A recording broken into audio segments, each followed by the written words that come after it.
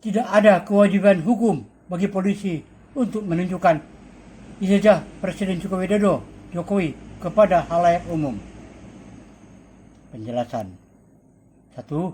Dokumen pribadi seperti ijazah merupakan bagian dari data pribadi seseorang.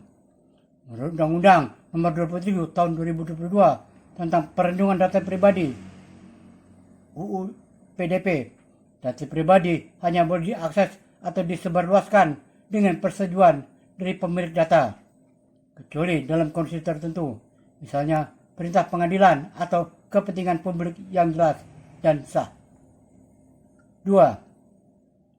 Tugas Polri diatur dalam Undang-Undang Nomor 2 Tahun 2002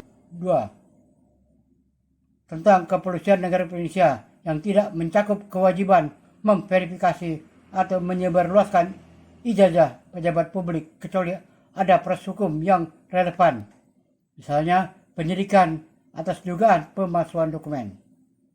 3. Verifikasi keabsahan ijazah calon presiden adalah bagian dari proses seleksi oleh KPU, Komisi Pemilihan Umum. Saat seseorang mencalonkan diri sebagai presiden, KPU memverifikasi dokumen, termasuk ijazah, sebelum menetapkannya sebagai calon. Artinya, proses verifikasi sudah dilakukan secara resmi dan legal oleh lembaga yang berwenang. Kesimpulan, Polri tidak berkewajiban dan tidak berwenang secara langsung untuk menunjukkan atau menyebarkan ijazah Presiden Jokowi kepada publik, kecuali ada proses hukum yang memaksa. Jika masyarakat ingin menguji keabsahan ijazah tersebut, jalur hukum, misalnya gugatan di pengadilan, adalah mekanisme yang tepat. Gugatan dugaan ijazah palsu Presiden Joko Widodo di Pengadilan Negeri Jakarta Pusat pada tahun 2022. Berikut ringkasan dan analisisnya. Kasus gugatan ijazah Jokowi tahun 2022. 1. Penggugat Bambang Trimulyono, seorang penulis buku yang sebelumnya juga pernah menulis buku kontroversi tentang Jokowi. 2. Tergugat Presiden Joko Widodo, Komisi Pemilihan Umum KPU, Universitas Gadjah Mada UGM sebagai pihak yang menerbitkan ijazah S1 Jokowi. Isi gugatan. Bambang Tri mengklaim bahwa ijazah SD, SMP, SMA, dan S1 Jokowi tidak asli dan memintanya dibatalkan. Saya juga meminta pengadilan menyatakan bahwa Jokowi telah menggunakan dokumen palsu untuk mencalonkan diri sebagai presiden. 4. Langkah hukum. Gugatan ini diajukan ke Pengadilan Negeri Jakarta Pusat pada 3 Oktober tahun 2022. Dalam prosesnya, Bambang Tri tidak menghadirkan bukti kuat yang dapat membantah keaslian ijazah Jokowi. 5. Putusan pengadilan. Pengadilan menolak gugatan pada awal tahun 2023. Alasannya, tidak ada bukti yang mendukung klaim penggugat. Ijazah Jokowi sudah diverifikasi oleh KPU dan UGM sebagai sah. Mahkamah Konstitusi tidak menemukan pelanggaran dalam proses pencalonan Jokowi. Analisis hukum. Apa yang sudah dilakukan secara sah? KPU telah meneliti dan memverifikasi ijazah Jokowi sebagai bagian dari proses pencalonan presiden.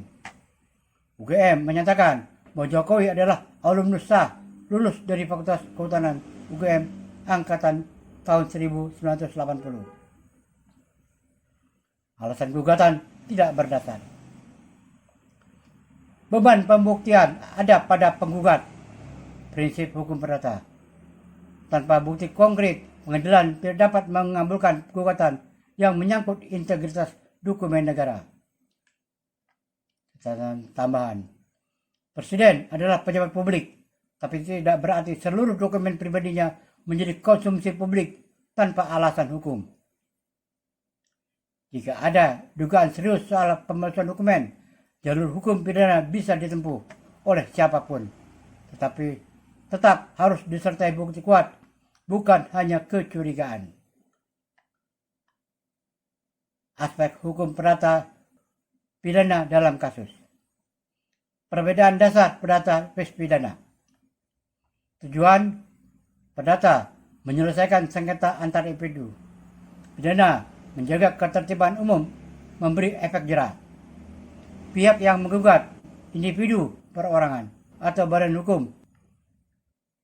Pidana negara melalui aparat penegak hukum, jaksa, dan polisi. Sanksi perdata ganti rugi, pembatalan dokumen, perintah pengadilan. Pidana hukuman penjara, denda pidana, dan lain-lain. Beban pembuktian perdata preponderance of evidence, lebih meyakinkan. Pidana tanpa keraguan yang wajar, beyond reasonable doubt. Kasus ijazah palsu yang dengan hukum perdata. Contoh, gugatan Bambang Tri Mulyono ke PN Jakarta Pusat. Posisi hukum, penggugat ingin membatalkan keabsahan ijazah Jokowi melalui mekanisme perdata. Tuntutan, pembatalan dokumen, pernyataan penggunaan dokumen palsu, dan lain-lain. Tantangan, harus menunjukkan bukti konkret bahwa dokumen itu palsu. Biasanya, ranah perdata kurang cocok untuk menilai apakah suatu dokumen adalah palsu. Dalam konteks kriminal, itu ranah pidana. Catatan, pengadilan perdata tidak dapat menjatuhkan sanksi pidana, hanya bisa menyatakan sah atau tidak sah, atau menyuruh dokumen dibatalkan kalau terbukti. Kasus ijazah palsu dengan hukum pidana. Dasar hukum, pasal-pasal dalam KUHP yang relevan. Pasal 263 KUHP. Barang siapa yang membuat surat palsu atau memalsukan surat diancam pidana penjara hingga 6 tahun. Pasal 266 KUHP. Barang siapa menggunakan surat palsu sebagai dokumen sah untuk sesuatu keperluan resmi dapat dikenakan pidana. Agar seseorang dipidana harus dibuktikan bahwa 1. Ijazah benar-benar palsu, bukan sekadar tidak lengkap atau typo. 2. Orang tersebut mengetahui bahwa itu palsu. 3. Niat jahat, mens rea, digunakan untuk menipu, mencalonkan diri, atau meraih keuntungan tidak sah. Kewenangan penyelidikan dan penuntutan ada pada polisi dan kejaksaan, bukan warga sipil. Analisis, mengapa banyak kasus gagal di perdata? Banyak penggugat mencoba jalur perdata karena tidak punya cukup bukti pidana.